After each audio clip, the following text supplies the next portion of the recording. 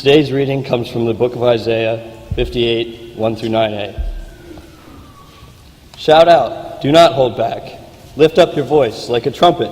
Announce to my people their rebellion, to the house of Jacob their sins.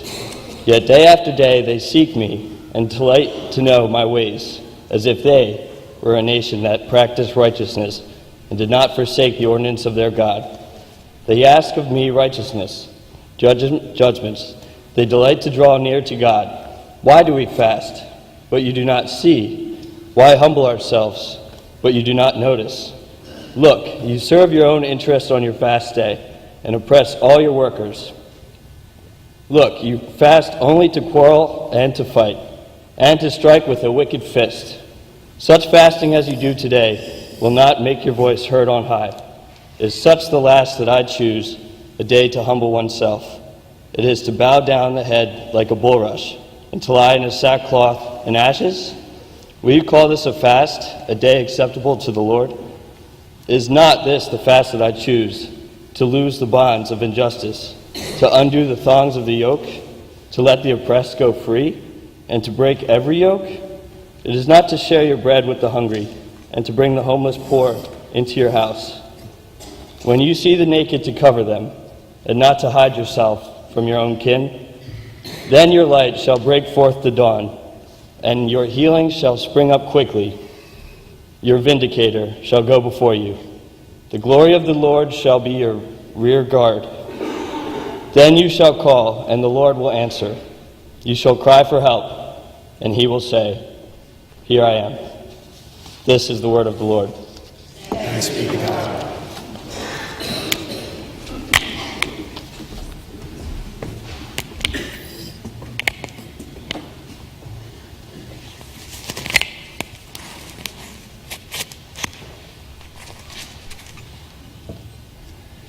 Can you be a true follower of Jesus and ignore people who are hungry or homeless?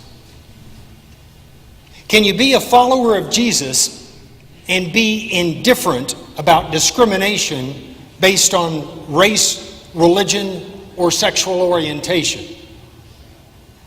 Can you be a follower of Jesus and be insensitive to refugees who are fleeing for their lives? Many congregations that hang a sign out front that touts Christian are focused inward and fail to embrace Christ's call to transform the world. Many individuals who call themselves followers of Jesus feel the winds of God's Spirit in the depths of their being, but settle for a personal and private spiritual life. If the church is to survive in the 21st century, it must reclaim its prophetic voice. It must speak to the ills of the world and the shortcomings in society. And it must do all it can to nudge the world closer to God's dream. The story of Moses liberating the Hebrew people from Pharaoh motivated Christians in the 19th century to smuggle slaves along the Underground Railroad. In the 1840s, the first women's rights convention was held not in a public meeting hall, but in a church, Wesleyan Methodist Chapel in Seneca Falls, New York. The women composed a declaration of sentiments which echoed the Declaration of Independence. It contained this line: "We hold these truths to be self-evident, that all men and women are created equal, that they are endowed by their Creator with certain inalienable rights."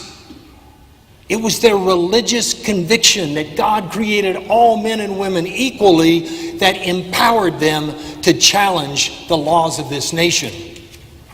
In the 1960s, the Reverend Dr. Martin Luther King Jr.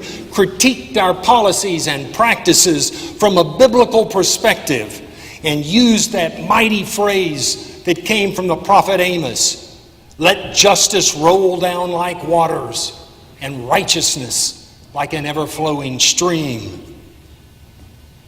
People of faith have had an impact on the trajectory of this nation because they have insisted on compassion for people in need and justice for all, and have been determined to work for the common good. But I fear the church is losing its voice.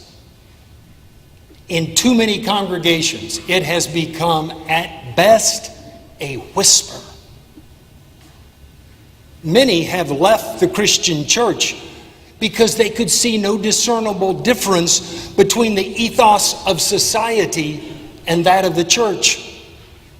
Many pastors and members unwillingly swapped the values of Jesus for the values of the prevailing culture. Over the past 40 years, as society has gradually increased its promotion of self and decreased the importance of humility, as it has promoted prosperity at the expense of generosity, as it has promoted privilege rather than service, as it has promoted getting even rather than forgiveness, the church has become more and more like reflecting the views of society rather than being a spiritual station from which to critique society. One New Testament scholar writes, "For many Christians, it would not be a turning point in their lives if they stopped praying tomorrow and left off going to church next Sunday. Their lives would continue according to the very same social rules, norms, and styles of behavior as before. Nothing would change because long before that, their faith had become inconsequential." That is a haunting observation to ponder. Is our faith inconsequential, or does it chisel our character? As followers of Jesus, we are called to live by a different set of values than those that are promoted by a secular culture. There should be a perceptible difference in the attitude, behavior, and goals of people of faith. Although written 2,500 years ago, the passage from Isaiah is on target for the church today. The prophet is addressing the Hebrew people who have trudged back to their dilapidated houses after spending decades in exile. They have begun to rebuild their homes. They have begun to reconstruct their community. Yet God seems eerily absent. Each day is an exhausting endeavor. The people become testy. They begin to complain. Their lives ought to be advancing. Why? Because they're so devoted to worshiping God by fasting and by performing rituals of penitence. Yet the prophet Isaiah makes it clear that what they believe is faithful devotion woefully misses the mark. Not only is God unmoved by their religious rituals, God is outraged that they would ever entertain such a thought. Speaking through Isaiah, God says, "This is the praise I desire. Loose the bonds of injustice. Let the oppressed go free. Share your bread with the hungry. Bring the homeless poor into your house."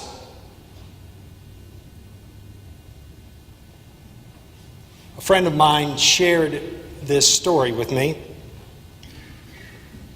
Husband's text to his wife: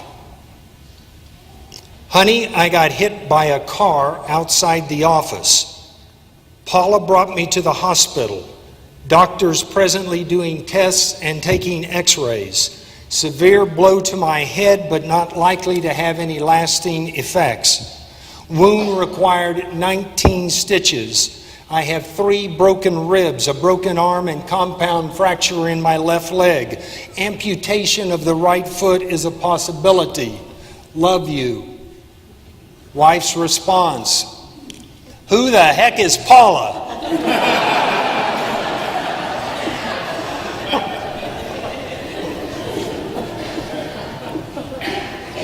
It's easy to get distracted and overlook the main message. It's easy to overlook our core mission when we get too wrapped up in other matters. Isaiah reminds us that praise is thin and faith is empty if our prayers, hymns, and sermons do not ignite a thirst for justice and a hunger for peace. The Gospel of Luke reports that when Jesus preached his first sermon, spelling out his mission, he quoted this passage and Isaiah 61. Jesus said, "The Spirit of the Lord is upon me. God has anointed me to bring good news to the poor. God has sent me to proclaim release to the captives, recovery of sight to the blind, and to let the oppressed go free." Poverty, illness, greed, injustice, and violence plague our planet. God urges the church to challenge cultural, political, and economic norms that are toxic to human life. The church is called to critique society from a biblical perspective. But a prophetic voice is tepid if it's not backed up by action. We not only call on society to do the Jesus-like thing, which is just and merciful, but we show society what justice and mercy look like. You remember the prayer that's been attributed to Reinhold Niebuhr that's often called the Serenity Prayer. God, grant me the serenity to accept the things I cannot change, the courage to change the things I can, and the wisdom to know the difference. I would add, God, give me the conviction to respond in the best way possible given the situation.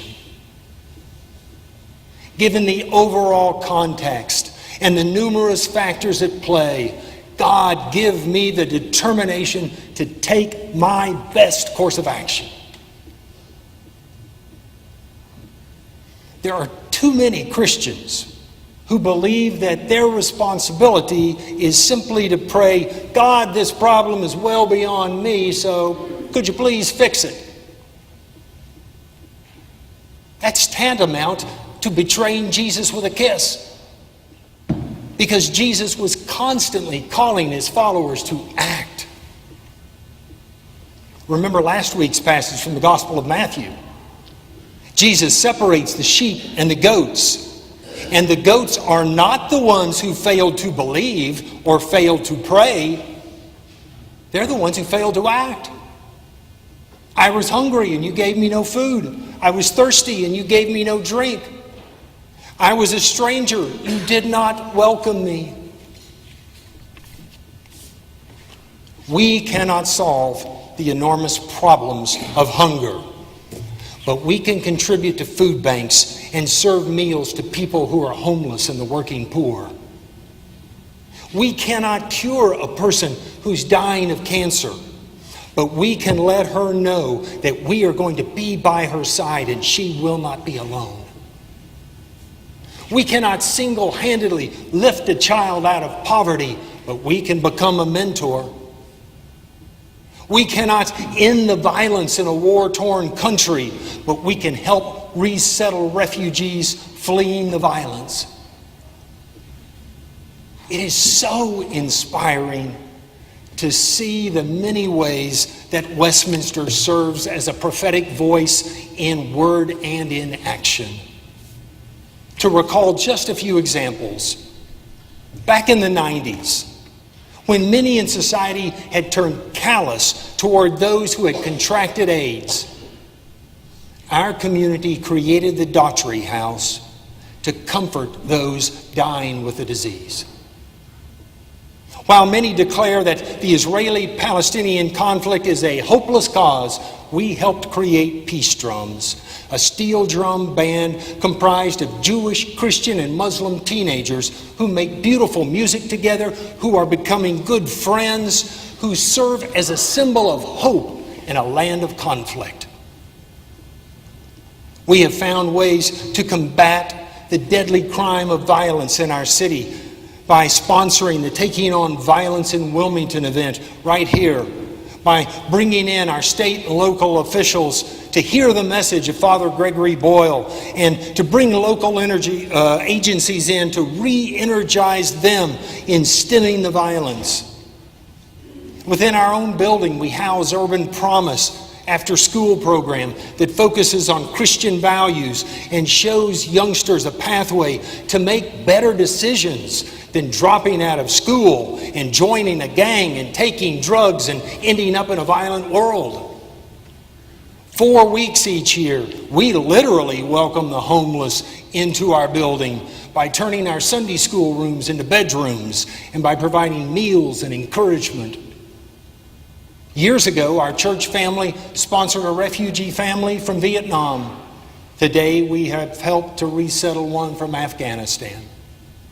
We're an Earth Care congregation that provides education on the environment and encourages everyone to do their part in caring for God's creation. Now, we do not labor under the illusion that everyone who benefits from injustices in society will one day wake up, recognize their complicity, and work to make things right and fair for everyone. But neither do we adopt a defeatist attitude that we can do nothing to nudge society in the right direction. We embrace what Jesus and the prophets proclaimed about God's deep, deep desire for justice for all. And we commit to doing our part to breaking bonds of injustice and to spread the spirit of compassion so that God's will may truly be done. What did God say through the prophet Isaiah? Shout out. Do not hold back. Lift up your voice like a trumpet. If the church fails to reclaim its prophetic voice, I suspect God will applaud its demise. Because God wants the church to challenge the misguided assumptions of society, to expose actions that cripple and destroy, and to share a vision of a much, much better world. A world that is equitable for all, and where everyone may dwell together in peace. May it be so.